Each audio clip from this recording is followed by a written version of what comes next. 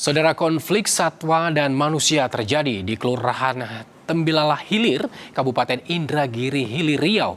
Belasan orang terluka karena serangan monyet liar.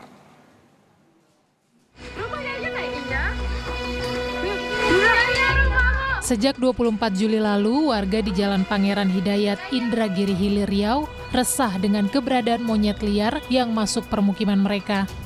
Monyet-monyet itu kerap menyerang warga. Petugas Dinas Pemadam Kebakaran dan Penyelamatan Indragiri Hilir bersama komunitas senapan dikerahkan ke lokasi untuk menghalau monyet liar.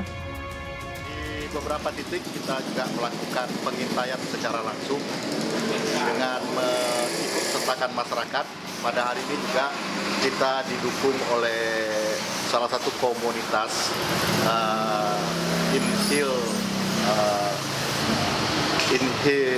komunitas Napang Angin, Inhil Shooting Club, yang membantu kita untuk membantu melumpuhkan. Dalam sepekan terakhir, 14 orang mengalami luka-luka karena serangan monyet liar. 2 diantaranya dirawat di rumah sakit. Terakhir tadi saya baca informasi malah 14 hari ini.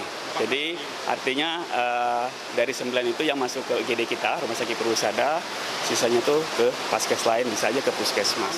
Dengan ada 2 yang dirawat inap sampai tindakan operasi, ya. Nah, sampai hari ini masih yang 2 itu masih dirawat inap.